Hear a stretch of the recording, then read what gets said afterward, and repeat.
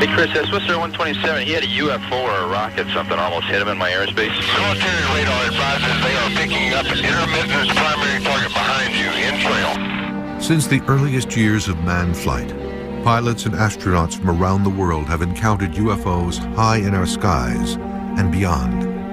This is Houston. Say again, 7.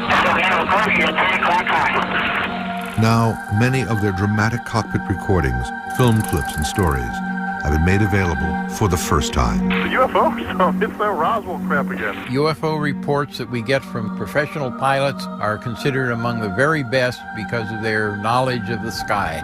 From never-before-released black box and control tower recordings, from commercial airline flights. Last year, Julie, you still see traffic out there? Hell yeah. For the FAA, UFOs are real. They've been punishing pilots and covering up UFO reports for over 50 years. To never-before-seen astronaut reports and secret recordings in outer space, as recently as 2005. We have an unidentified flying object. Many of NASA's top astronauts have already testified to seeing UFOs. As astronauts and pilots around the world report an ever-increasing level of unusual activity in our skies. Big bright light on the front and a greenish tail coming out the back. I tell you what, that is weird. And the military doesn't detect anything flying tonight. It was too fast to be an airplane. Looks like a UFO. Many wonder, do the skies belong to us or to them?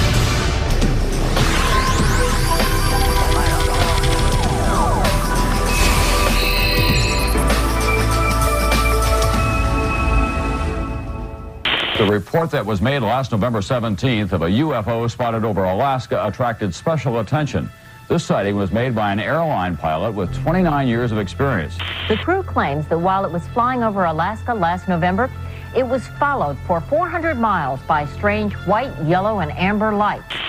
Of the thousands of reported pilot and astronaut encounters with UFOs around the world, few are more harrowing than the encounter on November 17, 1986, by Japanese Airlines Flight 1628, high above the remote Alaskan tundra.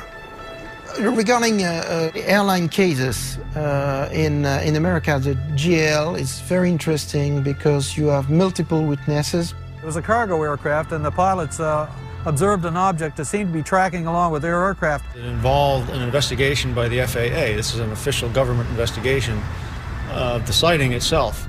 The events of that night were captured on tape. Spinner 1628 heavy. Military radar advises they are picking up an intermittent primary target behind you in trail. In trail, I say again. The Boeing 747 cargo jet is on a routine flight from Paris to Tokyo, cruising at 600 miles per hour at an altitude of 35,000 feet. It heads towards Anchorage, Alaska to refuel. Suddenly, at 5:11 p.m., Captain Kenju Terauchi, a pilot with 29 years flight experience, sees three large, fast-moving, unidentified objects 2,000 feet below them. The largest object is described by Captain Terauchi as resembling, quote, a shelled walnut. Captain Terauchi describes the main craft as being twice the size of an American aircraft carrier.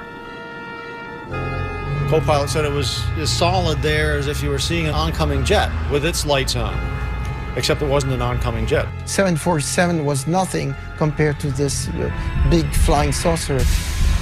After several minutes of observing the UFO, the pilots realize the objects are now matching their speed, 600 miles per hour, tracking them. The captain reports that the objects begin, quote, making moves that are impossible for any man-made aircraft to perform. Then, without warning, two of the smaller craft suddenly rise and shoot directly in front of the pilot's window. The objects come so close to the airplane that Captain Terauchi says the intense glow makes his face feel warm. All of a sudden they appear and they're traveling right in front of the aircraft. And they were sort of wobbling back and forth as they moved. They seemed to be only 1,000, maybe 2,000 feet in front of the aircraft and traveling at 600 and some miles an hour. At that very moment, the radio link to Anchorage goes dead, leaving the aircraft flying blind. A horrifying catastrophe is seconds away, but the UFOs rise and veer left. Just deviate from some object, equating 240. Spinner 1628 heavy. Deviations approved as necessary for traffic. It's quite a big, like a formation. In his official FAA report, Captain Terauchi says, quote, "We had to get away from that object." Spinner 1628, sir, do you still have the traffic? Disappeared, Spinner 1628. Spinner 1628, I understand you do not see the traffic any longer? Okay. Moments later, an urgent message comes in from Elmendorf Air Force Base. The unidentified object now appears on their radar. Yeah, that's 1-2 again. We have confirmed there is a flight size of 2 around your 1550 squawk. One primary return only. Okay, where is he following him? It looks like he is, yes. Okay, stand by. The phrase flight size of 2 indicates that JAL 1628 has uninvited guests with possible hostile intentions. Spinner 1628 heavy. Military radar advises they are picking up an intermittent primary target behind you. In trail, I say again. Immediately after this confirmation, the FAA requests that the Air Force scramble jets. Do you have anybody to scramble up there, or do you want to do that? We're going to talk to your liaison officer about that. It's starting to concern Japan Airlines. I think it's 360 now, and still falling. Okay, we'll call the military desk on this. Although the military desk took no action, JAL 1628 was able to land safely in Anchorage at 6:20 p.m. Extensive media coverage from around the world helped make this incident one of the most widely reported UFO cases in history. While the JAL case continues to inspire debate about the nature and intent of the objects that tracked the 747, to this day, the case remains a mystery. The Japan Airlines 747 had a saucer go around it. The papers mysteriously disappeared from the FAA office. January 30, 1987, only 2 months after the JAL report, a similar UFO event takes place in these same Alaskan skies, but this one involves the U.S. military. A U.S. Air Force KC-135 inbound from Elmendorf Air Base in Anchorage to Eielson Air Force Base southeast of Fairbanks reports a chilling UFO-related incident at 20,000 feet. Still any traffic for us around 1 o'clock. Can't really tell the distance. Seems to be about full altitude. Actor 29, negative. I have no traffic and you're 1 o'clock. The pilot reports that the object is strikingly similar to the UFO reported by the JAL flight, a massive, disc-shaped, noiseless object larger than an aircraft carrier. Seconds later, Anchorage Air Traffic Control asks if the KC-135 still has the object in sight. The pilot replies yes, and says the object is now 40 feet from his aircraft. The recent incident involving JAL Flight 1628 even comes up in their cockpit recording. We're from California, just visiting up here. People see this sort of thing a lot other than Japan Airlines type? Actor 29, it's very rare seeing the lights up there. 30 minutes later, the Anchorage control tower passes along a message from the regional FAA office. Actor 29, the quality assurance staff at the Anchorage Center here requests you give them a call after you land at Eielson. That is concerning the objects we're looking at? Affirmative, sir. I think pilots make especially good UFO witnesses. They know what's normal in the sky and what isn't. They've seen all different kinds of airplanes routinely. When a pilot reports a UFO, there's a better than average chance that that's what it was. January 31st, 1987, less than 24 hours after the KC-135 encounter, yet another UFO-related incident occurs in the skies above Alaska. The pilots aboard Alaska Airlines Flight 53 reportedly witness enormous, bright, disc-like objects tracking their airplane. Ground control reports that no object is visible on radar, but it is the speed of the UFO craft that alarms the pilots. They had just underneath our radar, picked up the blip. He's moving about a mile a second. He's pulled out straight ahead of us, just disappeared.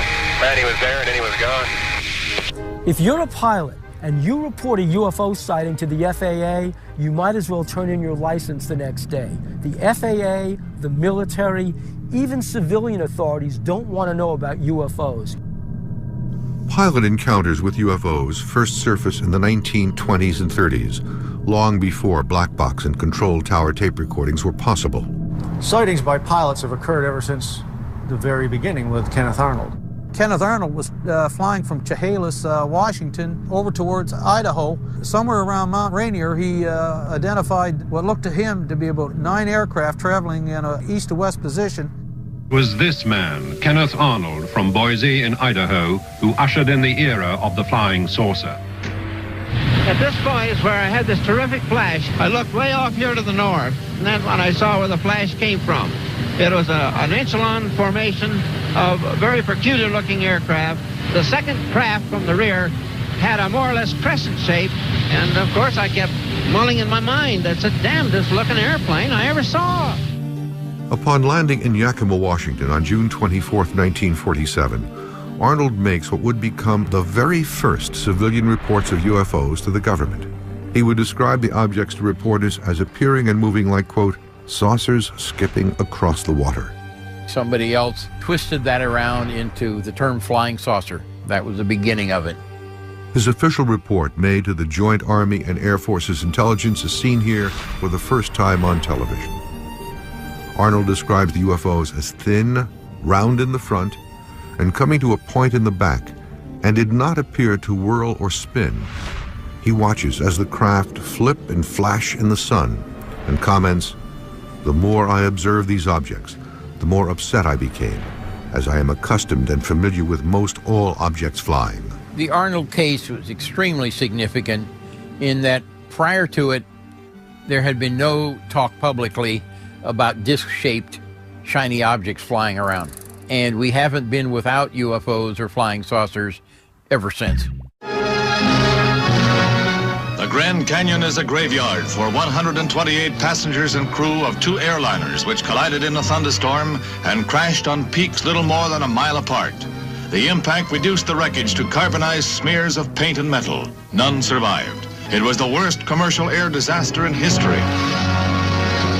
While some experimental black box and pilot voice recorders were in use by the military during World War II, it was not until a catastrophic mid-air collision in 1956, about 200 miles due east of Area 51, that onboard recording boxes were mandated by the FAA. A major accident above Grand Canyon imposed the FAA and the NTSB to ask for all the airlines to be equipped with audio recording system. Since the mandate of cockpit voice recorders, hundreds of reports have been made of strange lights, near-miss collisions, and radar tracking of unidentified flying objects. 3 recent pilot recordings captured over New England have been obtained for this broadcast. They are presented here for the first time. One of the most fascinating cases is Lufthansa 405 out of JFK, November 18th, 1995, where they saw a UFO across Long Island. November 18th, 1995, while on a routine flight above Long Island, New York, Lufthansa Flight 405, an Airbus A340 out of New York en route to Frankfurt, Germany, makes a disturbing call to Boston Air Traffic Control. The pilots reported unidentified flying object passing within 3,000 feet of their plane. It should be on our tail about 10 minutes. We passed it just 1 minute ago and it was looking straight. The UFO is described as a long cylindrical object with a white light on the front and a long green comet tail. The strange UFO is also seen by British Airways Flight 226, a 747 flying from London, and is just north of the object. The code name for British Airways flights is Speedbird. I actually looked about opposite traffic 2,000 feet above. It did have a very strong vapor trail which looked more like smoke, and the light on the front was very, very bright. Lufthansa 405, how far off your side did that traffic pass? It was pretty close, and like the Speedbird said, it looked like 2,000 or 3,000 feet above on the left wing. Just one looked like a UFO. Boston Air Traffic Control contacts Giant Killer, the military fleet area control and surveillance facility that monitors restricted airspace over the Northeast. Giant Killer, they got anything flying out in the area? Negative, 105 turned over. Well, then I just had couple of UFO reports. Oh, is that right? I had a couple of guys that reported lights just going over their head. I had no traffic whatsoever in the area. They should have passed within a mile of them, like a 2,000 feet above them, opposite direction. Oh, it could have been a meteor or something. No, we don't have any aircraft out there. Both pilots confirm the object has glowing lights. The object has a green vapor trail, not like any vapor trail they've ever seen. Both pilots immediately questioned the idea that the UFO they saw was a meteor. Sometimes a 405, so you would say that it definitely wasn't a meteorite. I don't know. It's 226 now. It couldn't have been a meteorite because it was flying level. It looked as if it was going very quickly. It definitely looked faster than normal aircraft. It was cruising in a straight line at one level flight. Number 226, thank you. We're looking into it. I mean, we're making a report. We really don't know what it was. And the military doesn't admit to anything flying tonight. While the authenticity of this recording is not in question, the FAA and both airlines have never commented on this mysterious incident over New England. 2 years later, Boston would be the epicenter of yet another strange encounter between pilots and UFOs. But this time, the encounter would result in a near-miss collision. The incident was captured on tape by the aircraft's black box recorder. August 9th, 1997. Swiss Air Flight 127 is a jumbo jet en route to Zurich, Switzerland. Pilot Philippe Maubet and First Officer Kurt Grunder are at the controls. At 23,000 feet, Maubet will later report that his visibility was excellent with no haze and a clear blue sky, until an unidentified craft enters the plane's airspace. The pilot immediately contacts Boston Air Traffic Control. Sister 127, go ahead. Yes, sir. I don't know what it was, but it just over to like a couple of hundred feet above us. I don't know if it was a rocket or whatever, but incredibly fast, opposite direction. It was too fast to be an airplane. Later in his official report, Maubet will describe the UFO as a bright white cylindrical object with no wings, similar to a white shark. Aviation writer Don Berliner filed a Freedom of Information Act request to obtain the FAA audio and written records of this incident. The Swiss Air case is significant because the object that was described is quite unusual, and the people reporting it have excellent credentials. These are veteran airline pilots. Moments later, the Boston control tower contacts another sector operator who is about to take over the flight. Hey, Chris, Swiss Air 127, he had a UFO or a rocket, something almost hit him in my airspace. UFO or a rocket almost hit the Swiss Air 127? Went right above him, about 200 or 300 feet. The pilot's official incident report classifies the object as a UFO, categorizing its shape, color, and speed. However, the NTSB and FAA concluded the object seen by Swiss Air 127 was a weather balloon launched by the military at about the same time. These are not the kind of people who would be fooled by weather balloons, because these are fairly common experiences among airline pilots. It's really hard to mistake a weather balloon for much of anything else. These eerie sightings of UFOs are not isolated to the Northeast. In fact, sightings of UFOs by pilots have been reported across the country. On February 28, 1996, the skies over the Midwest are rocked by simultaneous reports of frightening airplane-like objects moving at incredible speeds. This case involves two commercial aircraft, Air Shuttle 5959 en route to Cleveland and Mesaba 3179, a Dash 8, heading from Detroit to Pellston, Michigan. This event was recorded by the Cleveland Tower. Cleveland Tower gets a report from an air shuttle flight coming out of Detroit that they've picked up a strange light very close to them. Nobody can figure out what the light is. Hey, Cleveland, Air 5959. We see traffic out there 12 to 1 o'clock, lower altitude. Do you have something here? Air Shuttle 5959, that's a negative, sir. I don't have anything out in front of you. Can you get an estimate on an altitude on it? We're in between layers here. I'm just going to estimate 2,000 feet below us maybe, and sort of pulsating right about, I don't know, 10 miles out. Is that northwest of Detroit? Did you see that light? Yeah. That's what I saw, a real bright white light, sometimes flickering underneath the cloud.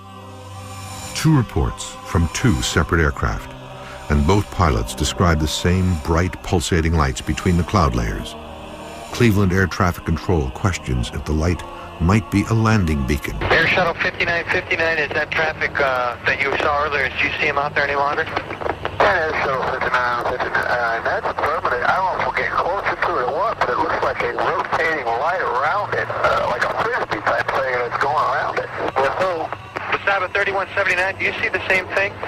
Sir, I saw it coming out of Detroit. I wondered, all I saw was just a couple real bright flashes of light, but it looked like it was underneath the cloud deck to me, maybe 10,000 feet. Well, would you think it might be like a reflection, maybe perhaps off a beacon that for some reason it's just one of those weird things, natural phenomena that you're getting a reflection? Because I got nothing out there. This is definitely a distinct whitish, well, they're looking a little reddish, greenish light sort of pulsating, and it is constant. It's not a beacon. A double pilot sighting caught on radio that you would never hear because the media never covered it. On May 25, 1995, an exceptional UFO-related event occurs more than 7 miles above Earth. An enormous, fast-moving UFO was witnessed by an America West Airlines crew. What makes this incident a watershed in black box recordings is that it is one of the first on record to reportedly involve a government agency, NORAD, the government's watcher of the North American skies. This 1995 America West Airlines case, the government got involved briefly. Somebody with air traffic control told the crew, one of the crew members, that they had been in touch with NORAD, which had briefly confirmed radar tracking of something in the area and then later denied it. The Air Force confirmed that there was an object, and especially the NORAD, the North American Air Defense Command, yeah, we detect something. America West Flight 564 is flying from Tampa, Florida to Las Vegas, Nevada. Captain Eugene Tollefson and First Officer John Waller are in control, cruising at 39,000 feet above Bovina, Texas. All is normal until 10:25 p.m., when the pilots see a UFO just below them at 30,000 feet. The actual recordings between Flight 564, Albuquerque Air Traffic Control, and NORAD were recently obtained by the History Channel. KKX 564, say again. There's nothing on the radars on the other spinners at all on that particular area, that object that's up in the air? It's up in the air? Affirmative. What's the altitude about? I don't know, probably right around 30,000 or so, and it's with a strobe, it starts from going counterclockwise, and the length is unbelievable. The pulsating object is reportedly over 400 feet long, yet invisible on radar. This prompts air traffic control to contact a nearby Cannon Air Force Base radar operations in Clovis, New Mexico. Cannon, go ahead. Hey, guy at 39,000 says he sees something at 30,000 that the length is unbelievable and it has a strobe on it. Uh-huh. This is not good. What does that mean? I don't know. It's a UFO, so it's that Roswell crap again. The crew that saw it described it as a long, thin object, cylindrical, with a series of lights down the side, blinking on and off in sequence. They saw a cigar-shaped object flying with strobing lights on a length of roughly 300 feet, which is quite big. Seconds later, an Air Force F-117A Nighthawk from the 49th Fighter Wing at Holloman Air Force Base is alerted by air traffic control. The stealth fighter sees something. Arcade 5, in the next 2 to 3 minutes, be looking off to your right side. If you see anything about 30,000 feet, one aircraft reported does something. It wasn't a weather balloon or anything. It was a long, white-looking thing with a strobe on it. Let me know if you see anything out there. Yeah, traffic off our left wing right now? I've got something passing off here at 9 o'clock and about 12 at 31 westbound. Looks like that's up about a little lower than up, just went up our left wing. The Nighthawk reports an object passing off its left wing. America West 564 has the same experience moments later.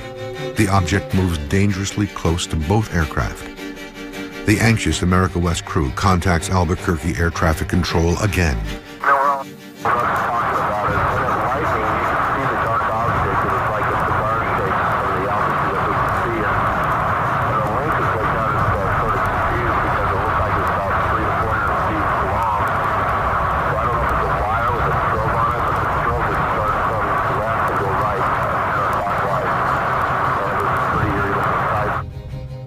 The object suddenly disappears from Flight 564's view.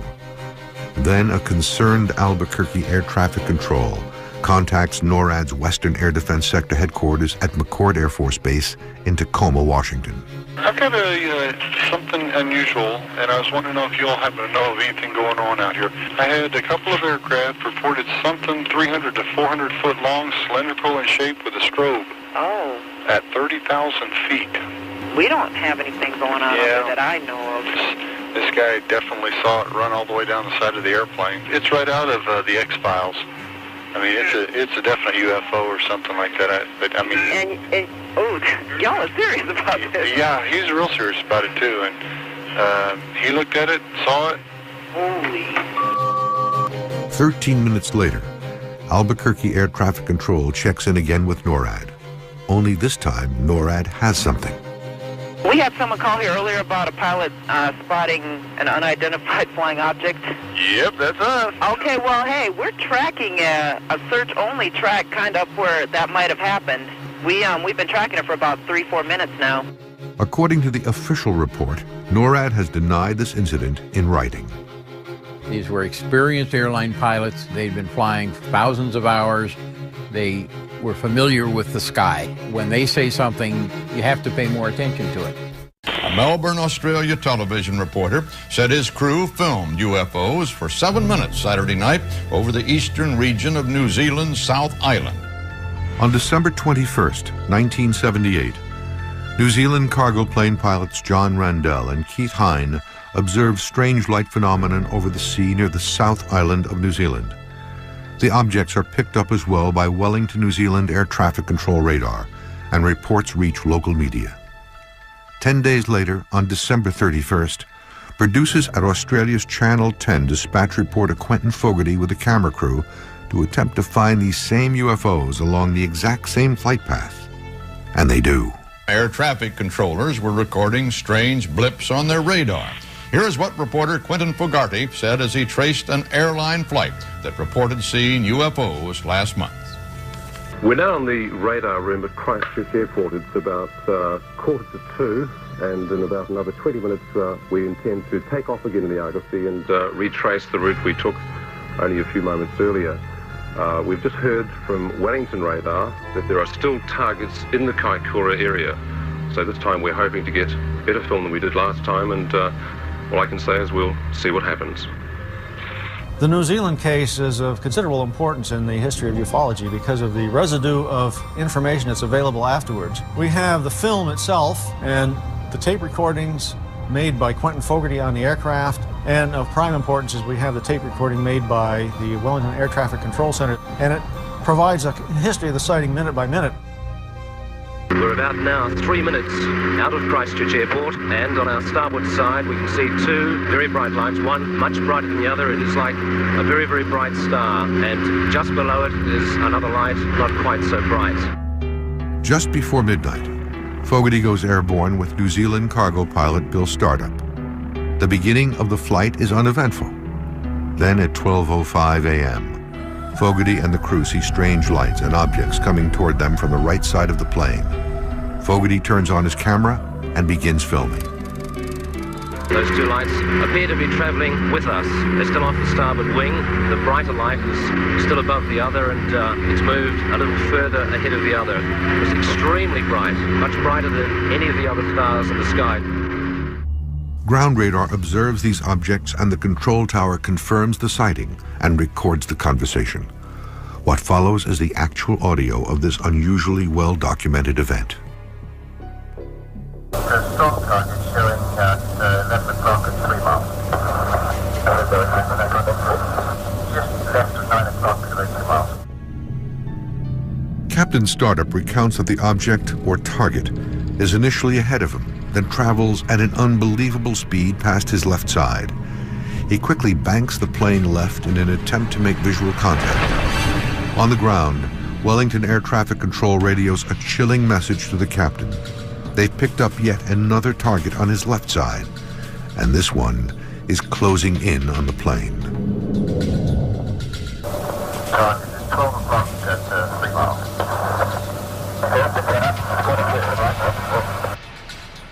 I'm now looking over towards the right of the aircraft, and we have an object confirmed by running to radar. It's been following us for quite a while. It's about 4 miles away, and it looks like a very faint star, but then it emits a very bright white and green light. Captain Startup is able to get close enough to determine that the object is an array of bright blue lights pulsing at a rapid rate. To his shock, the object has gotten bigger. There was an interesting radar event where some object got so close to the aircraft it looked to Wellington radar as if the aircraft radar target image had doubled in size. Strong target, right in formation with you now. Your target has doubled in size.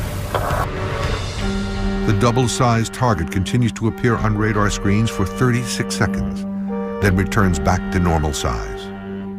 Yeah, blue light's right there.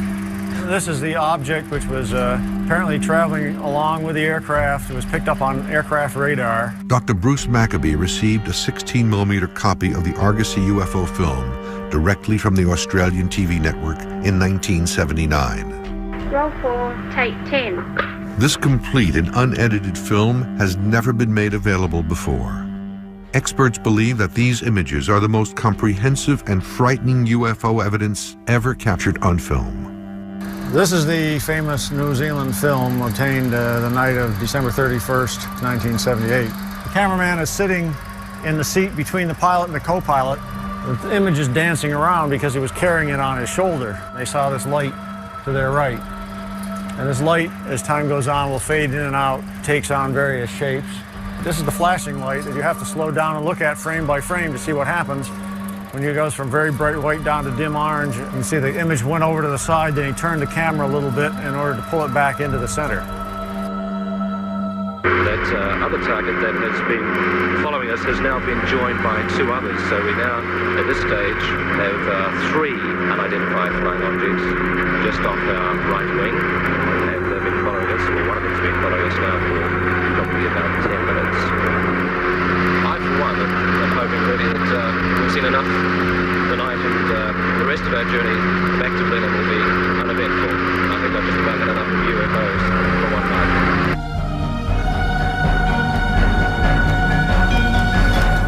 And that's the way it is. Or is it?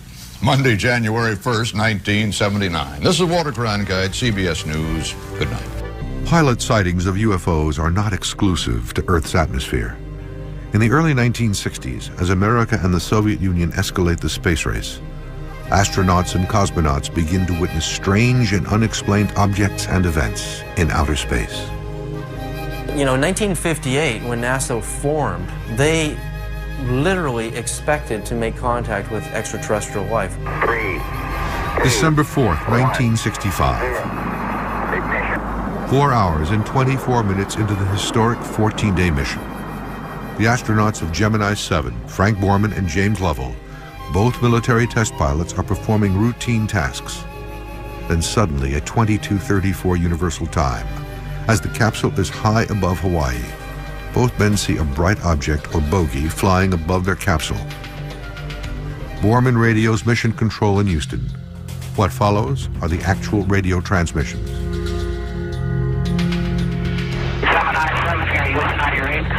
Loud and clear. 7, go ahead. Approaching at 10 o'clock high. This is Houston. Say again, 7. Approaching at 10 o'clock high. The recording suddenly ends. NASA insists the sighting is Gemini's Titan booster rocket. Lovell replies that he can see the booster as well as, quote, several actual sightings. I remember hearing this on my car radio, talked to NASA, and they confirmed that that was the phrase used. We have a bogey in sight. In NASA's official Gemini 7 mission report, published in January 1966, no mention is ever made of the infamous bogey recording.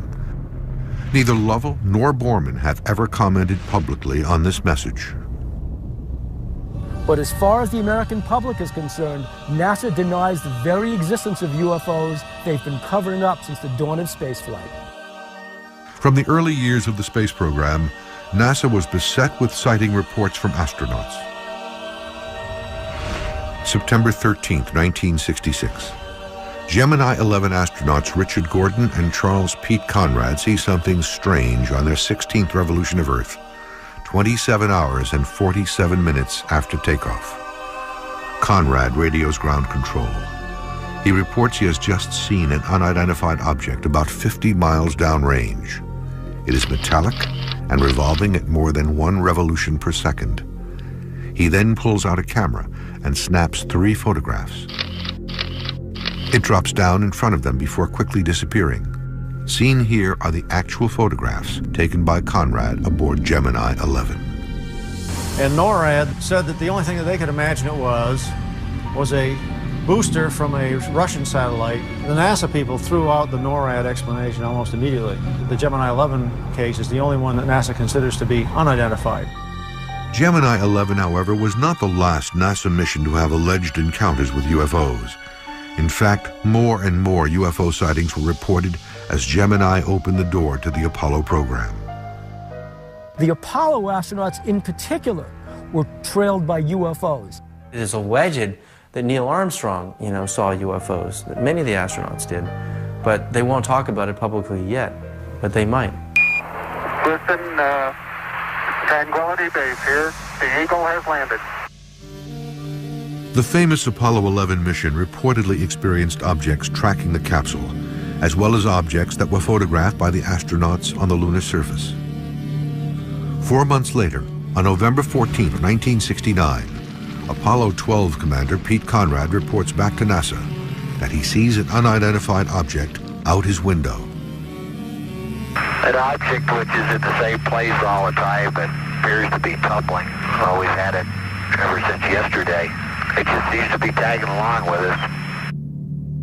While the object is widely considered to be debris falling from the booster, many researchers remain skeptical. They suggest such an object would be incapable of tracking a fast-moving space capsule for an extended period of time. As the Apollo missions open the door to the space shuttle program, experts are convinced the door was also open to an increased level of UFO activity in outer space. In 1981, NASA initiates the Space Shuttle program, and with it, an unprecedented wave of UFO sightings, including astounding audio and video evidence. One highly controversial recording emerges from STS-29, a Space Shuttle Discovery flight on March 13, 1989. Astronaut John Blaha reports the sighting of something unusual. One of the NASA transmissions that wasn't successfully sanitized, back in 1989, one of the astronauts on a space shuttle said, "We're still looking at the aliens." It was as plain as day. The following recording was reportedly intercepted by a ham radio operator in Maryland.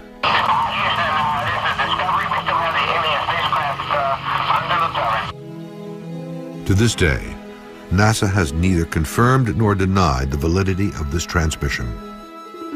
The space shuttle has 2 radio channels. One is a public channel that we all hear when NASA is broadcasting. We can hear what the astronauts are saying. The other channel is a Department of Defense encrypted channel, and that's where I believe the real conversations are going on. The new millennium ushered in more UFO sightings by NASA shuttle crews. One extraordinary recording occurred aboard Space Shuttle Flight STS-73. Mission specialist Catherine Coleman sees something curious on day 3 of the routine 15-day mission. This is October 21st, 1995. We have an unidentified flying object. And nothing after. I mean, there she is. Catherine's just floating around in there. And that's where I believe they went on to the Department of Defense encrypted channel on the space shuttle, and they continued the conversation. Researcher David Sereda has been studying unusual phenomenon in outer space for over a decade. It is his theory that NASA continued recording but on a secret frequency, leaving us with more questions than answers. We have an unidentified flying object. Even recent shuttle missions have had eerie reports and sightings of strange objects. According to Sereda, some of the most shocking evidence of UFOs in outer space comes as recently as August 6, 2005, from Space Shuttle Flight STS-114. Well, the Space Shuttle is doing 18,000 miles an hour around the Earth. So the object is traveling obviously much faster than 18,000 miles an hour to catch up to the shuttle, to fly in tandem speed with it, and then it takes off and goes back out the other way. This is real footage from the Space Shuttle.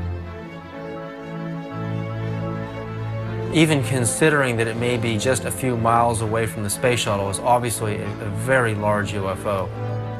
The object enters quickly, dramatically changes speed and direction, then flies back out of frame. The trajectory and speed of the object defy all laws of physics, leaving researchers like Sereda to draw their own conclusions. When you zoom in on video frames or any digital media, you get pixelation. So some of the rectangular shapes you see are pixels, but notice also you can see the round aura of light around it. So you can still differentiate shapes within the pixels. There's no way that's dust and debris. There's no way it's another satellite. When you go through process of elimination, you know that what we're seeing in STS-114 is truly a UFO. There's really nothing else out there like that. Since NASA does not comment on the topic of UFOs, the authenticity of space recordings and sightings cannot be officially confirmed, which leaves many questions unanswered. UFOs constantly trailed our spaceships around planet Earth, the space shuttle, but more importantly, all the Apollo, the Project Apollo spacecraft on the way to the moon. I think a lot of astronauts are going to start coming forward and testifying to what they have seen. My impression is that the guys who go running around saying the NASA stuff proves something are hyping it. As Earth's airspace grows more and more crowded each day and more people than ever take to the skies, is it possible that reports like the ones you've just seen will continue? There are reams and reams of official reports by commercial aircraft, by private aircraft, and military aircraft about pilot encounters. Even if, while we're sitting right here in California, a UFO turned up over Santa Monica Bay, you probably hear a great explanation of how it was a reflection of the sun behind the cloud. So many reports from so many experienced pilots of strange phenomenon and frightening encounters with UFOs since the beginning of manned flight. As our pilots fly through Earth's atmosphere and further into space, many continue to wonder, do the skies truly belong to us or to them? 3179, we got a passenger taking a picture of it right now. Looks like a UFO.